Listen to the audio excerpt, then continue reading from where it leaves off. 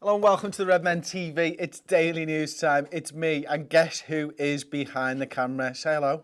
Hello, everyone. I'm back. Hey, it's Tom. He's back. Have a Slightly little guess tanned. in the comments what Tom's wearing.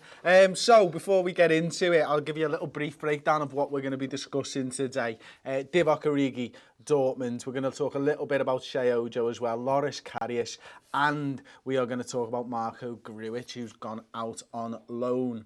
That happened yesterday or the day before, I can't remember exactly. So let's talk about Divock Origi first and foremost. I'm going to try and keep still in my seat because I know it wrecks your head when I shake my legs. Did you get onto that one, Tom? I think everybody got onto that one, didn't they? Yeah. I've been drinking the Al Coke Zero, or the brands are available. It's fizzy, I'll say that. So, Divock Origi, Dortmund are planning to swoop, because that's what you do when you're trying to buy someone, you swoop in, and they're looking to get him. The registered interest, actually, but Liverpool are holding firm, apparently, on a £27 million valuation. Now, if they have registered interest, that says to me they haven't made a bid. I think with Michy Batshuayi going to Valencia this season and not hooking up with Borussia Dortmund, who they took on loan last season, obviously, and they sold Pierre-Emerick Aubameyang to Arsenal last season as well. They need a centre-forward, so Liverpool won 27 million quid for Divock Origi. He's obviously fallen down the pecking order at Liverpool, hasn't he? Certainly behind Roberto Firmino, Daniel Sturridge as well, probably Dom Solanke. So he looks like he's fourth-choice centre-forward, and in a team where you only play one up top, I can't imagine he'll want to stick around and get no games this season. So, yeah, Liverpool standing firm in their valuation. Let's have a little look down here. 2 years left to run on his contract, expected to leave Anfield before the European transfer window shuts on August the 31st. Will we get £27 million for him? I'm not sure. It's one of them, isn't it? It feels like the closer you get to these windows, they just go out, the closer the windows, they just go out on loan and stuff. Now, Origi's best form for Liverpool, I think it's easy for Liverpool fans to remember, was that Europa League run, 2015-16. He was brilliant in that run. He's never really rediscovered that form for us. It doesn't seem for me to fit the style of football that we want. He will get goals though. 7 in, I think it was 36 last season for Wolfsburg. Would you like to see Divock Origi stay? Would you like him to go out? Do you think a permanent deal is better suited for all parties? Or would you like to see him go out on loan and maybe try and regain his place in the starting 11 next season? Let me know in the comment section below. Marco Grujic has signed a new Liverpool contract and he's gone out on loan to Hertha Berlin. So, spoke to James Pearce last week about this on the Newsroom podcast on the website, and he was saying one of the stumbling blocks for why he didn't go to Cardiff was he was stalling over the new contract. Now, Grujic has obviously signed a new contract. Klopp believes in Grujic, if you believe all the reports coming out of the football club, and he's a player who still has a lot of time to develop. He could be a very good centre midfielder. Right now, though, same sort of boat as Origi, very far down the pecking order. We look like we've got a very, very strong midfield with the additions of Fabinho and Keita, Jordan Henderson, obviously, Adam Lallana, Oxlade-Chamberlain, who's obviously out injured now, and James Milner, Gini Wijnaldum as well. Grujic wouldn't be getting a lot of game time, so to further his development, I think it's better for all parties if he does indeed go out on loan, and that's why he has done. I'm glad that Liverpool haven't cut the losses on him. There's something there. I don't know quite how he fits into this Liverpool side at the moment, but, a guy with loads and loads of potential. I'm glad that he did sign a new deal. It obviously protects value for Liverpool if he was to move on anyway. And also, we get a year of him developing. Hertha Berlin finished, I think it was 10th in the Bundesliga last season, so good standard of football for him. Will he come back a better player? Hopefully. Can he make another push at first team next season? Hopefully.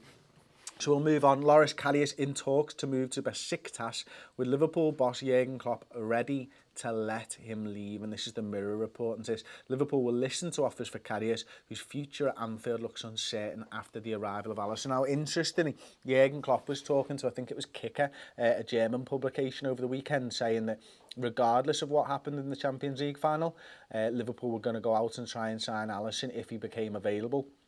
Now, it's interesting that, in fact, Jurgen Klopp actually goes on to say that he almost never signed Alisson just because of the Champions League final, and he wanted to try and rehabilitate him, but decided that, when a better player becomes available, we now go for those better players, and that's a great thing as a Liverpool fan. I mean, I love the fact that Jurgen Klopp wants to rehabilitate players. I love the fact that he puts an arm around players when they need an arm put around them, but I also love the fact that he's willing to be a cutthroat and very professional to get Liverpool back to where they belong. It was a position that we could upgrade upon. It's a position that I think we have upgraded upon, and let's see where the season goes with Alisson between the sticks for us. So back onto the Karius. To Besiktas, they want Loris Karius, and Klopp is ready to let the distraught keeper leave Anfield. Turkish club have made an approach for the German, who suffered a nightmare in the Champions League final. We'll listen to offers for Karius. Talks are ongoing, and Besiktas are interested in a loan deal that could lead to a permanent move for the under-21 Germany international. If he leaves, Klopp will refuse to sanction a move for Mignolet, with the Reds boss ready to keep one of his keepers to act as a number 2 to Alisson. So I can't imagine that would be good for squad morale if Simon Mignolet does indeed want to leave the football club to get that first team football that he probably A, deserves, and B, needs at this stage of his career. But again, it's about Jurgen Klopp being cutthroat and making sure that we've got the players to put a title challenge together this season and for the seasons beyond. Can we expect Liverpool to sign a number 2? Maybe in January. If Karius does indeed go out on loan to Besiktas and Simon Mignolet does want to leave, maybe it's January that we'll look to offload, and maybe we'll try and sign another keeper in January as cover, or maybe Grabara and Keller will have proved enough to Jurgen Klopp that he doesn't need to enter the transfer market. Let us know your thoughts on that one in the comment section below. Finally, Palace boss Hodgson tips Salah to enjoy another strong season. I'll take this with a pinch of salt because he's quite wrong a lot of the time, is our Roy Hodgson. Certainly he was wrong all of the time when he was Liverpool manager. But no, you know what, a little bit of credit to him. He's obviously talking about the attacking talent of Mo Salah, and he's talking about that sort of second season syndrome and talking about how good a player he is. And I agree. I think, Mo Salah will score goals this season. Will it be as many as last season? Probably not. It's going to be a tough game this evening, first and foremost, against Crystal Palace. They've not lost in the Premier League at Selhurst Park since we beat them back in the last season. So they've put quite a run together there. They've been good under Roy Hodgson. Fair play to him. Credit to them. It's a difficult one, isn't it? I was chatting to Paul on the phone this morning, and one of the things that he was saying is, Jurgen Klopp, when he spoke to Paul over in America, full interview on the website. One of the things that Klopp was saying is we need to defend better, deeper. And it's an interesting one when you come up against someone like a Crystal Palace, because they've obviously got the pace where you maybe want to sit a little bit deeper, but also they've got Benteke, who if you sit too deep is going to damage you and hurt you in that way. So it's about making sure that you sort of pick your poison, I suppose, in this instance. I mean, it looks like Trent will probably play. It looks like Joe Gomez is going to keep his place at the start, at the base of that defence as well, alongside Virgil van Dijk. Are they going to be able to keep up with the likes of Christian Benteke, Patrick Van Aanholt coming in from left back, and obviously Wilfried Zaha? It's going to be a difficult game for Liverpool this evening, and it looks like my starting 11 is going to be wrong if you believe the reports this morning. I went for an unchanged lineup from West Ham. Now, if you believe everything coming out of social media and all these things, then it looks like Jordan Henderson could come in for Gini Wijnaldum, and that might be the only change. I'm looking forward to tonight. It's a mad one, isn't it? So early on in the season, it almost feels must win because of the way that Manchester City have started. I mean, Huddersfield were crap yesterday, but Manchester City looked ominously good again, didn't they? And it was a good result for us at Brighton. It was a really good result at Brighton. I watched that game. They were terrible, Manchester United, and it's great to see all the crap going on around that football club at the moment. I mean, they just look like, I don't know. I mean, Jose Mourinho just looks out of his depth at the moment. The side is playing pretty poorly. I mean, he wanted centre-halves. He signed Lindelof and Eric Bailly himself, and they don't seem to be good enough. Playing that midfield just got completely overrun. It was three attacking midfielders who didn't want to do any of the defensive work. Great to see from a Liverpool perspective. But back onto Crystal Palace tonight. It's going to be a great game. Paul's going down to the game this evening. We'll be in the studio. But I'm really looking forward to this game. It's the two best defences in England, I suppose, isn't it, at the moment? The two defences in the Premier League that have yet to concede a goal going head to head. I mean, who's not going to love that? That's boss, isn't it? You know what I mean? Liverpool, obviously, better goal difference, 4-2. I just can't wait to see Liverpool. It's been too long. I hate watching all the other football. I hate being that Monday night game, and I hate going to Selhurst Park, especially on a Monday night. That stadium's rocking. It's intimidating. It'll be a good game, and it'll be a very, very good win if Liverpool do manage to come away with 3 points from Selhurst Park. Okay, so let's go into the comments. Have you got anything for me, Tom? Yeah, to start with, someone donated $2 for me to get a watch. I'm probably not going to get a watch, sorry. But Keen Reed says What type about of watch? Origi. What? A watch, as A in? watch. Yeah. Oh, because you're late all the time? Well, Yeah. that too. Boss, nice one. Not much anymore. But Keen Reed says Liverpool should keep Origi because he has more experience than Solanke and loan Solanke out. Well, that's an interesting point of view, I suppose. I mean, I can get behind it a little bit in that, you know, I think if he's your third choice striker, I think he'll get more goals than maybe Dom Solanke will.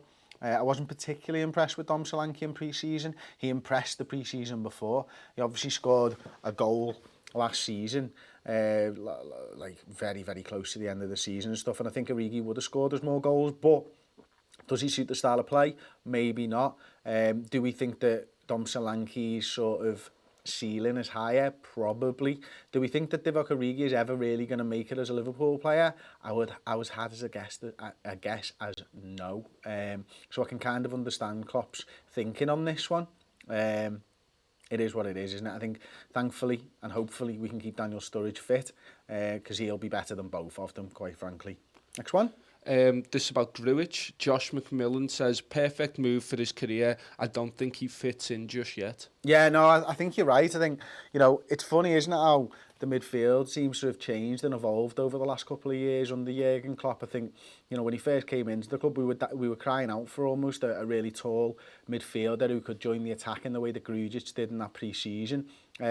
Now, it's moved on again, hasn't it? I mean, you know, the way that Naby Keita came in and played that sort of left eight, absolutely brilliant. The way that James Milner plays the right eight, absolutely brilliant. You need to be able to cover at fullback. You need to be able to join the attack. You need to be able to be on it with the fullbacks and Sadio Mane if you're playing on that left-hand side, equally on the right-hand side. Grujic doesn't seem to have the speed of thought, maybe the passing range to be able to do those little 1-2s and all that type of stuff in the way that Milner and Keita can at the moment. It's going to be difficult, but there might be a time when you need someone like that. I think it's a really lazy comparison. But Fellaini at Manchester United is a completely different midfielder who can go and cause trouble against teams. And I wonder if Grujic down the line might be someone that we use in those type of situations when plan A is not working. You go to plan A2 or whatever it is, plan B. Don't know. Chris, did you watch the training match on LFC TV? Says JW53. No, I did not. Hope you enjoyed it. Chris, do you think Gomez will be Van Dijk's long-term partner at centre-back? Maybe. I don't see that there's a problem with Dejan Lovren at the moment. Again, Klopp's been talking about it last couple of days about how good a defender Dejan is and how much he's improved over Klopp's time there. I think, you know, you can count on one hand the number of mistakes he made probably last season. And they were certainly only in a couple of games. You know, he was outstanding in that Champions League final for us. He had a great summer as well in the World Cup.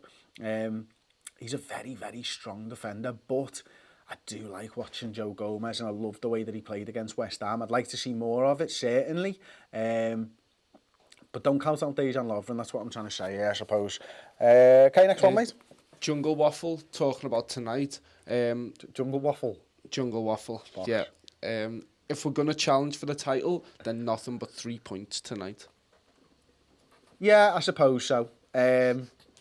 Why not? I mean, it's not that it's so early on in the season. I don't think that really matters. Although we remember how Manchester City started last season, don't we? I mean, they were just on fire and they had their league sewn up by about Christmas time. I think they were about 11 points ahead going into the Christmas period, weren't they?